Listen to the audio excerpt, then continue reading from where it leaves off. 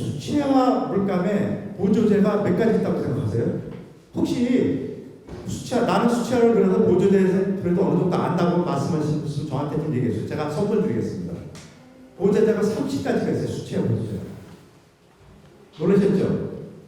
수채화 보조제가 30가지라고요. 콩나물 무칠 때 고추장 간장만 있는 게 아니라 참치 액젓도 맛있고, 참치 액젓이죠? 아주 맛있어요. 조금 넣으면. 그 다음에 생강을 조금 넣으면 맛있어요. 기타 등등 굉장히 여러 가지가 넣는 사람하고 그냥 고춧가루 넣고 마늘 넣고 참기름 넣고 파 넣고 쪼물쪼물 묻힌 사람 같겠어요? 그래서 아크릴 컬러는 보조제 싸움이에요. 자기 작업실에 일단 물감이 쫙 있고 보조제가 쫙 있어야 돼요. 중요한 점은 아크릴 컬러는 0도씨 이하로 내려가면 다 변성이 일어납니다. 얼리면 안 돼요. 그런데 문제가 나는 안 얼렸어도 망가지는 경우는 물건을 파는 화방에서 창고에 난로가 없어요. 그러면 거기다가 겨울을 지나면 망가졌겠죠. 눈으로 안 보여요. 그거 사다가 칠하면 이상하게 뿌얘지고 갈라지는 거예요. 그래서 저희 회사에서도 그 화방에다가 꼭 아크릴 컬러 놓으면 0도씨 이상 되게 히팅을 하라고 얘기합니다. 그 작업실 혹시 시골에서 가지고 계신 분들, 저도 얼마 전에 그 충주 가서 어느 여자 작가분 작업실에 갔었는데 그 되게 좋으신데 난로가 없어요. 그래서 제가 요만한 거 히터 있습니다. 요만한 거 이렇게 라제타라고 그러나요? 그 요만한 게 있어요. 그거는 20평까지 5도까지 해준대요. 5도. 전기 안 먹고 5도. 그래서 그걸 갖다가 부탁하고 왔어요. 그 집은 얼려서는 안 됩니다. 아크릴계통. 그래서 얼지 않도록 꼭 작업실의 온도를 해놓지 않으면 겨울에는 다 끌고 집으로 들어오실 수밖에 없어요. 무슨 말씀 아시죠? 얼리면 안 됩니다. 그래서 아크릴 컬러가 제일 중요한 것은 얼리면 안 된다. 물론 아크릴 보조제도 다 아크릴 수치니까 마찬가지예요. 그러면 지금부터 아크릴 보조제에 대해서 제가 간단하게 설명을 하겠습니다. 아크릴 보조제는 제일 먼저 있는 게 제소예요. 제소를 잘 사셔야 돼요. 제소를 아주 잘 사셔야 돼요. 제소가 아주 중요하다. 과연 어느 회사에서 아크릴 수질 갖고 티타늄 화이트가 들어가요. 그게 얼마나 좋은 걸 썼냐에 따라서 하루가 딱 차예요. 여자들 기초 화장이나 하나 같은 것 같아요. 기초 화장 되게 중요해요. 저는 잘 모르겠는데 저희 회원들하고 어디 여행 가고 여자분들이 이제 일단 여기 부분 가발을 벗으면 전혀 다른 사람이고 화장을 하고 싹 짚고 나오면 전 잘 못 알아봐요. 그 다음부터 이제 두들기 시작하시는데 한 30분을 전부 다 앉아서 하세요. 그래서 제가 봐서 압니다. 기초 화장이 무지 중요하다고 해요. 그래서 제소가 상당히 중요합니다. 뭐 이거 자랑은 아니고 저희 알파 같은 경우는 저 세계에서 세 번째로 아프리카 전문가를 만들었어요. 그래서 제소 하면 가성비가 제일 높지 않을까. 그럼 뭐 딴 거 10만 원이면 알파가 3만 원밖에 안 하니까. 그 다음에 아크릴 컬러도 저희 회사에서는 노말하고 고점도가 나와요. 이 고점도 오늘 말씀드리려고 내가 한 거예요. 고점도는 좋은 점이 있어요. 여러분들이 사용하시는 세계에서 가장 좋다는 아크릴 컬러 전과에는 그 고점도가 저희하고 똑같은 거 쓰는데 영국하고 독일 거 쓰는데 알료 똑같은 거 썼어요. 그런데 물이 5% 섞여 있어요. 물이 아크릴 컬러니까 저희 안 섞었어요. 그래서 혹시 써보시는 분 계시나요? 제가 몇 분한테 드렸는데 유하고 똑같아요. 유하고 똑같아요. 유하고 느낌 좋으시죠? 그래서 앞으로 기회가 되시면 고점도 아크릴 컬러를 한번 써보시라고 제가 저쪽에 칼럼 세트도 가져와서 많이는 안 가져왔어요. 손으로 칠하고 왔어요. 나중에 필요한 분이시면 갖다 쓰세요. 그래서 아크릴 컬러의 가장 중요한 것은 제소다. 물감 빼놓고요. 그 다음에 이제 마트 바니쉬하고 그로스 바니쉬가 있는데 이제 이렇게 맛이 편해요. 바니쉬자 붙은 것은 뒤에 바니쉬자 붙은 것은 작품이 완전히 완전이에요. 건조된 후에 발라야 돼요. 꼭이에요. 그 다음에 물을 한 20% 섞어야 돼요. 그냥 만약에 바르잖아요. 마트 바니쉬요. 나중에 뿌얘져요. 그래서 물을 최대 10개나 2-3번 정도 바르는 거예요. 바니쉬자 붙은 것은 자우지간에 이유가 어쨌든 완전 건조된 후에 해야 돼요. 그러니까 아크릴 컬러는 4일 정도 되겠네요. 그 전에 하면 큰일 납니다. 좋습니다. 그 다음에 그로스 바니쉬는 마찬가지예요. 이 바니쉬자 붙은 것은 작품이 완성된 후에 4일 정도 후에 하는데, 마트 바니쉬는 무광 바니쉬예요. 무광. 그로스 바니쉬는 유광 바니쉬예요. 반반 섞으면 어떻게 될까요? 반광 바니쉬. 참고로 제가 작년에 광주에 전시장을 다녀왔습니다. 나이는 쉬운 한 4살 정도 되셨고 딸이 셋이고 그 앞에 외소하신 분이에요. 거기에 저하고 이제 우재길 선생님하고 둘이 그 전시장을 갔습니다. 500호 검정색 4점이에요. 500호 검정 4개라고 딱 아무것도 없어요. 다 그냥 까만색이에요. 까만색에 이렇게 실을 이렇게 감겨져 있잖아요. 실이 색실이 이렇게 흘러나오고 그거 다예요. 주생이에요. 이 실을 진짜 하나씩 감으면서 그렸대요. 그런데 거기 온 사람이 전부 다 그 불액을 보려고 정신이 없는 거예요. 불액을. 저는 놀랐어요. 불액이요. 부경인데 막 빨려 들어가요. 그래서 저하고 우재길 선생님하고 계속 만져본 거예요. 걸려. 안 가르쳐주겠어요. 이거 어떻게 한 거죠? 끝나고 저더러 자기 작업실에 갔더니 2점이 뿌옇게 되는 거예요. 알파카 썼대라고 그래요. 바니쉬를. 알아보니까 그 화방에서 겨울에 얼렸던 거예요. 그러면서 제가 물어봤어요. 이거 어떻게 칠했어? 아, 형님 뭐. 그러더니 이제 얘기를 해주는 거예요. 저한테. 저 아주 놀랐어요. 3년 걸렸대요. 불액 나오는 게. 어떻게 되면 불액을 종이에다 쫙 칠해놓고 거기다 바니쉬를 맨 처음에 1대1로 섞는데요. 아니 이거만 칠해본대요. 바니쉬를. 그 다음에 물을 한 1% 타고 2% 타고 3% 타고 안 되죠? 그럼 거기다 또 마트바니쉬 좀 섞어본대요. 그걸 2번 칠하고 1번 칠하고 어느 순간 할 때마다 적었대요. 자기가 내서필을 어느 순간에 딱 나왔대요. 그게요. 3년 그랬대. 3년. 대단한 사람이에요. 그림만 그린다고 될 일이 아니고 제 생각에는 하도 이렇게 다변화되고 다양한 그 미술재료가 나오고 구조제가 나오니까 화방 가셔서 잘 쳐다보시고 뒤에 글씨가 조금만 쳐보시죠. 그거 또 카메라에 핸드폰에 돋보기를 해놓으면 잘 보입니다. 아주. 그래서 꼭 읽어보셔야 돼요. 읽어보셔야 돼요. 우리가 음식을 살 때도 이런 무슨 봉지에 든 거라든지 병에 든 음식이나 뭐 건강식품이나 이런 거 사잖아요. 그죠? 살 때 이 뒤를 딱 돌아보면 인그리디언트.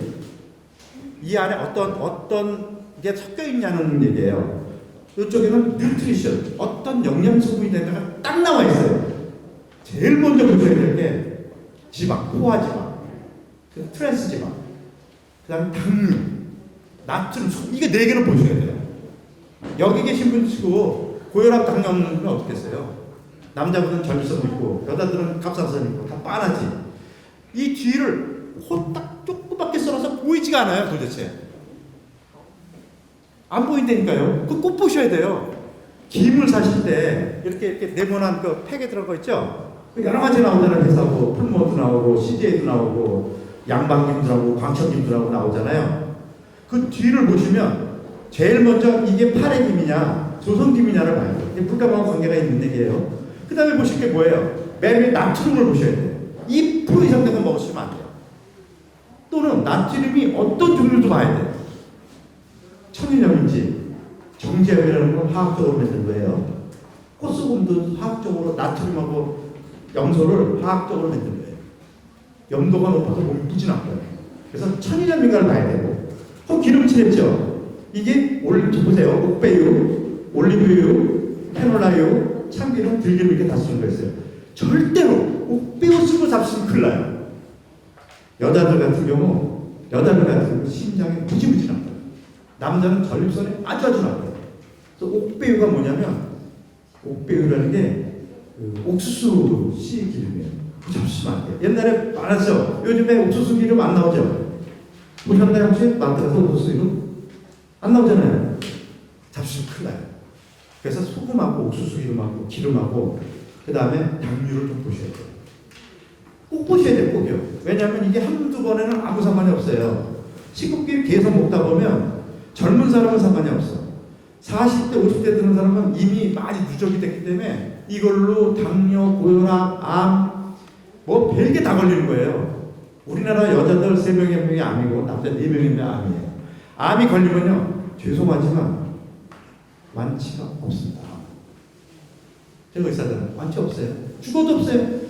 5년 생존 가능하다는 거지. 생존율이에요. 5년 정도 10년 생존. 절대로 없어요. 이미 일기도 온몸에 다 퍼진 거예요. 단 MR하고 펜트하고 CT 안 나올 뿐이야. 걸리지 말아야 돼요. 걸리지 말아야 돼요. 암에 걸리는 원인 아세요? 1번이 스트레스예요. 80%예요. 스트레스 안 받는 사람이 있겠어요? 덜 받아요. 두 번째는 심한 운동입니다.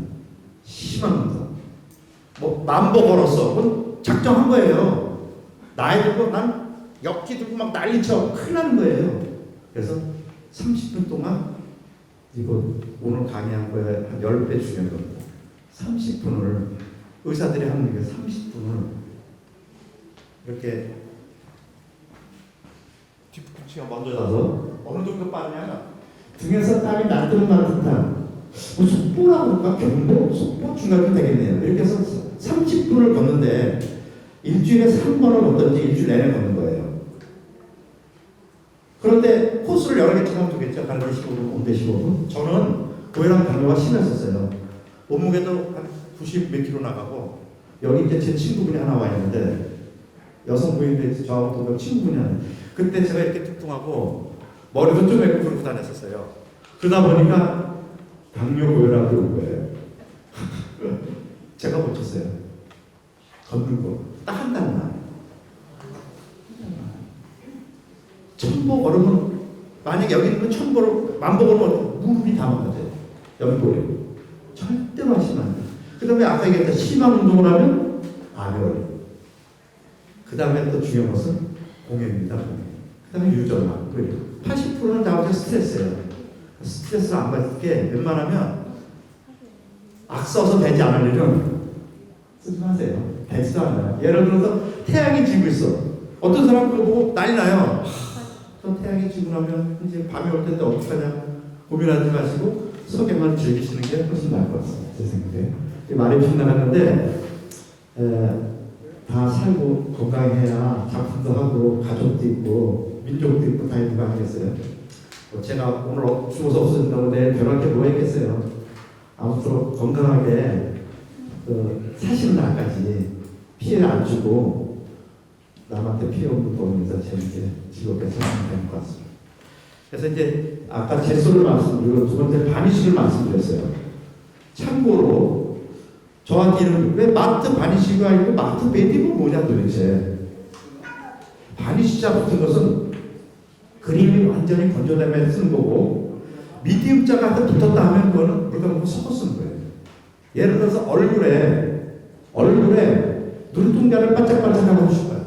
아크릴이 마르다면. 그러면 두 가지 방법이 있어요. 첫째, 그로스 바니쉬를 칠하면 돼요. 눈에다가. 혹은 물감을 그릴 때 아예 칠해도 돼요. 아주 섞어도 돼요. 다른 게 아니에요. 똑같은 게 두 가지예요.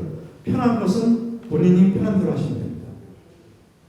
무슨 말씀인지 아시죠? 바니쉬하고 그 미디움 차이는 똑같은 건데 미디움은 물감과 아예 섞어 쓰는 거고 바니쉬는 그림이 완전히 건조된 다음에 위에다 칠하는 겁니다. 세 번째는 게리 메디움이라고 있어요. 유하시는 분도 참고하셨다가 아크릴 컬러 작업을 어느 정도 해놓고 위에서 마지막으로 유화를 하셔도 훨씬 좋습니다. 훨씬. 그래서 게리 메디움은 본드같이 접착력이 아주 센 거예요. 그래서 오브제 작업을 할 때 좋습니다. 예를 들어서 톱밥 같은 것을 모래가루를 섞어서 화면에 바르게 되면 말라서 절대 안 떨어져요. 그래서 그리기를 해요. 그래서 접착력이 좋게. 아니면 뭐 종이를 붙인다든지 뭘 붙일 때도 좋아요. 아니면 뿌려서 코팅을 해도 좋아요. 색깔은 우유빛이 나지만 마르면 투명해집니다. 그러니까 그냥 쓰셔도 됩니다. 그냥. 그래서 겔메디움이라는 게 있고 그 다음에 바인더라는 게 있는데 이 바인더는 잘 모르시죠? 바인더는 아크릴 컬러를 만드는 거예요. 예를 들어서 바인더 잘 들으세요. 바인더를 가지고 내가 지금 아크릴 컬러 말고 동양화 물감이라든지 한국화라든지 수채화 물감, 포스터 컬러, 과슈 뭐 이런 등등 물감이 있는데 이 아크릴 컬러는 없어요. 이 색이요. 여기에 있어요. 그런 거 있죠. 꼭 필요한 색이 여기에 있어. 아크릴 컬러는 없어요. 이 색은 이걸 만드는 법이에요. 거기다가 그 물감, 얘는 포스터 컬러에 예를 들어서 오페라색이 아주 이쁜 게 있다 이거예요. 거기 없다 이거예요. 그러면 얘를 갖다가 덜어서 거기다 바인더를 섞으면 아크릴 컬러가 돼요. 그러니까 회사에서는 아주 싫어하는 거예요. 하지만 제가 말씀드릴게요. 그래서 아크릴 컬러를 만들 때 동양화 물감에도 마찬가지예요. 그 한국한 물감 중에서 뭐 연지라든지 대자, 또 뭐 연지라든지 뭐 신록이라든지 이런 거 색깔이 좋으면 거기다가 아크릴 컬러를 섞어도 됩니다. 거기다가 이제 그 바이너로 섞어주세요. 얼마 전에 제가 한국화 데 가서 강의를 했는데 깜짝 놀랐어요. 아크릴 컬러 많이 쓰고 계시는 거예요. 아크릴 가슈라고 아십니까?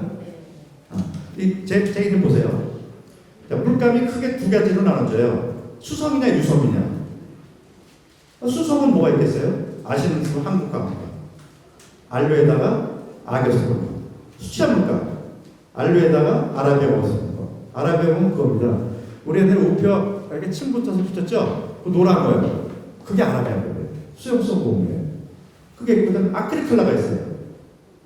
아크릴 컬러 있잖아요. 이렇게 세 가지 정도 크게 있는데 이 세 가지 수용성은 둘로 나눠져요. 첫 번째 그냥 쉽게 얘기하면 수채화 같은 경우 그냥 수채화가 있어요. 이거는 굉장히 투명한 거예요. 그 다음에 또 하나 있어요. 불투명한 수채화가 있어요. 그걸 가슈라고 합니다. 가슈. 아셨죠?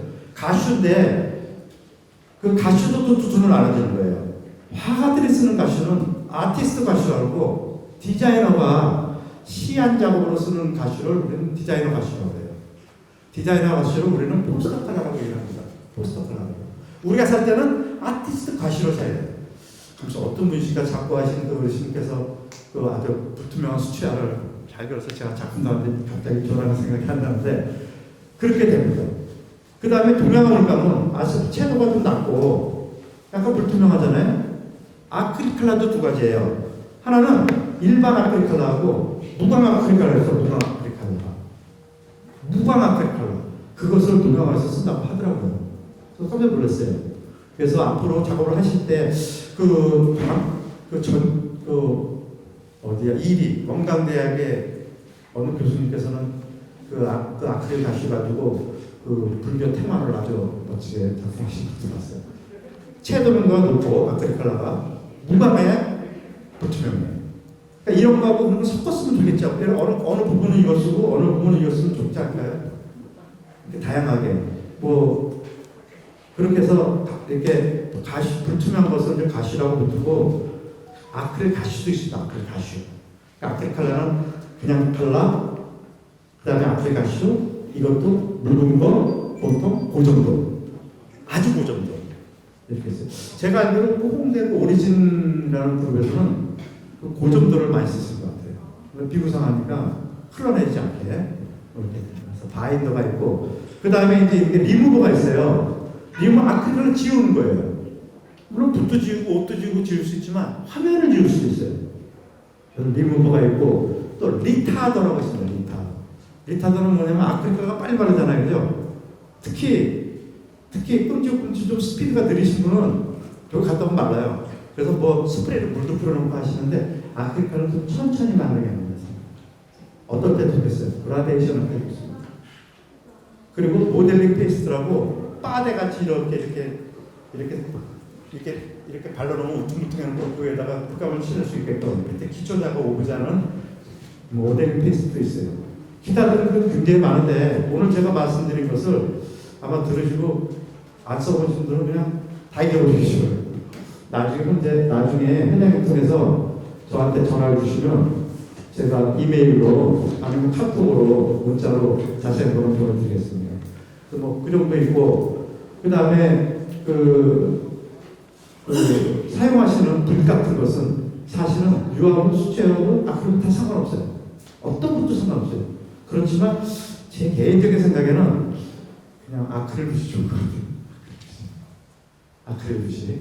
그 다음에 냄새가 난다고 하시는 분 있어요. 냄새. 아크릴 냄새가. 그것은 독성이 없습니다. 유효하고 작업실 가면 린시드 냄새, 페트롤 냄새랑 똑같아요. 아무 상관이 없으니까 환기를 잘 하셔서 사용을 하시면 되겠습니다. 그 다음에 한국화목담은 여기 뭐 몇 분 안 계신 것 같아서 나중에 따로 저하고 한국화 그 보조자라든지 물감에 대해서는 나중에 좀 하는 걸로 하고 일단 시간이 다 됐으니까 네? 10분요? 질문을 받겠습니다. 질문을 혹시 작업에 필요하신 한 분, 건강에 필요하신 게 건강식품이라든지 어떤 질병이라든지 이런 거에 대해서 솔직하게 불편한 주시에 말씀드릴 테니까 그 두 분만 그래서 그림을 그리면서 재료에 대해서 궁금한 거 있으면 한 분, 재료에서 혹시 궁금한 거 있으십니까? 저는 이걸 전공을 했으니까 맞는 말씀이에요. 이유가 있어요, 일어나는 데. 얘를 깨끗이 유막이 눈곱만큼이라도 일어나요. 그래서 유리에도 하고 천에도 하고 목재도 하는데 첫째 완벽하게 닦아야 돼요. 시멘트도 마찬가지예요. 할 수 있어요. 그 대신 시멘트는 이제 비가 들어가면 벽화 같은 거 할 때 시멘트가 오르나오니까 꼭 제소를 발라주면 좋겠습니다. 그래서 뭐 유리 같은 데는 제소를 바르면 좋고 안 발라도 한점 조금이라도 오염물질 있으면 얘는 떨어져요. 그러니까 그 오염물질을 제거하고 한번 해보세요. 제가 이제 또 이거 아는 것은 또 학문으로 아는 거니까 아까 선생님 말씀대로 실제 작업하는 데는 틀릴 수도 있어요. 그러니까 저는 지금 학문적인 얘기를 하고 있는 거니까 참고로 하시면 좋겠어요. 또 질문 있습니까? 없으시면 뭐 혹시 건강식품이라든지 제가 우리 건강식품 1호 박사입니다. 1호 건강식품. 그러니까 건강식품에 대해서 내가 먹고 있는 거에 대해서 아주 궁금한 거. 특히 건강식품이 언제 먹냐고 써 있어요? 비타민C 언제 먹어라, 프로바이오티스 언제 먹어라 써 있습니까?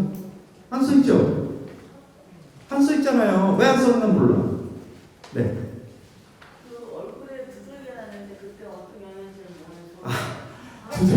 두드러기하고 아주 안 좋은 마그네슘이에요. 마그네슘을 잡수시면 안 돼요. 그러니까 칼마디라고 이러면 칼슘, 마그네슘, 칼마디, 비타민 D3 이렇게 나오는 거 있잖아요. 그걸 드시면 안 돼요.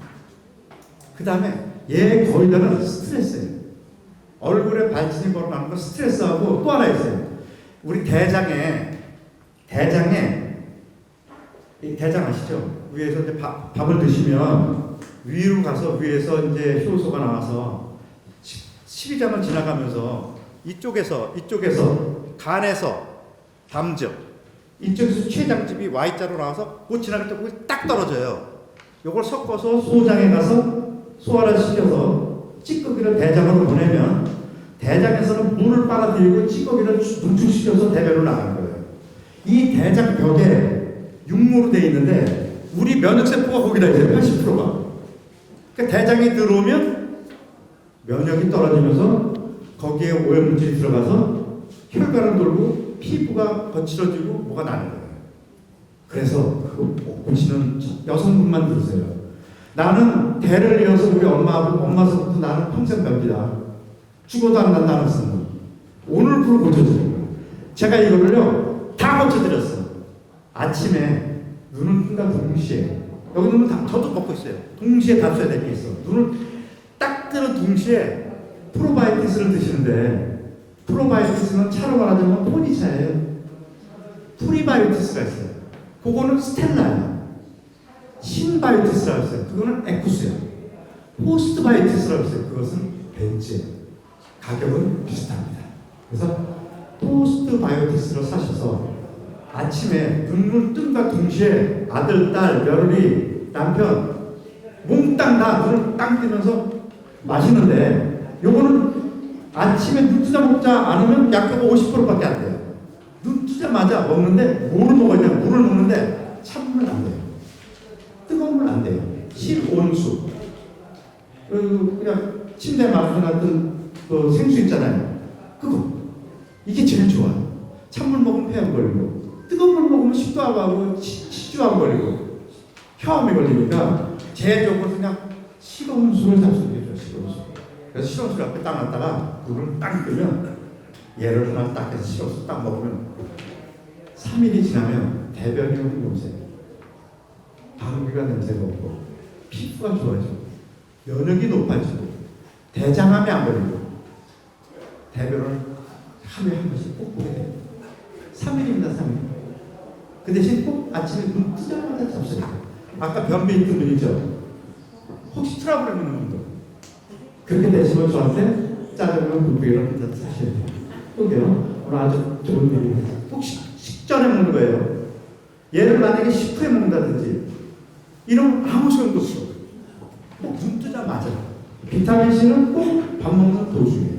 이게 안 써 있어요. 그래서 언제는 한번 제가 이 건강식품 강의를 한 적이 있어요. 그래서 약사들한테. 약사도 잘 몰라요. 타이밍을 몰라, 타이밍. 타이밍이 중요해요. 또 이제 마지막. 저는 병원에서 지방간이라고 그러는데 그 약을 권하더라고요. 간이 안 좋다고. 근데 식품으로 먹을 만한 게 있나요? 지방간은 첫째 중성 지방간이라고 지금 이제 사실 그 의사들은 이렇게 망지라서 쳐다보고 50%를 못 맞추면 여러 방법을 해야 돼요. 쳐다보고 맞히는 거예요. 50%는. 지금 지방간은 여자분들 중에서 허리가 28 이상 되신 분은 거의 다 있어요. 허리가 28 이상 되신 분은 지방간이 있어요. 그리고 약주를 많이 쓰면 알코올성 지방간이 있어요. 알코올성 지방간은 물질 나쁘지만 술을 끊으면 그 다음날은 나요. 분대는 중성 지방간이에요. 얘는 살을 빼셔야 되는데 특히 복부 지방을 빼셔야 돼요. 고지혈증하고 같이 가는 거예요. 지방간은. 지방간은 지방이 허옇게 되는 거예요. 그러니까 허옇게 되는 거예요. 이러다가 얘가 잘 들으세요. 얘가 푸기 시작해요. 푸기 시작해 간병원에 쪼가리가 나가는 거예요. 몰라요 우리요. 그래서 우리 침묵의 장기라고 해요. 그래서 쪼가리를 해서 없어졌을 때 알아. 이미 툴레이트 돌아갔습니다. 그러니까 그 야채 중에서 이 혈관으로 좋은 것은 해조류고 장에 좋은 것은 그 야채예요. 야채를 좀 많이 드시고 절대로 튀긴 음식, 삼겹살, 마블링이 많은 소고기, 그다음에 하얀 밀가루, 흰 쌀밥만 주시면 돼요. 네? 자 이제 똑같이 하고 혹시 궁금한 게 있으시면 회장님 통해서 나중에 저한테 문자를 주시면 제가 말씀드리겠습니다. 고맙습니다.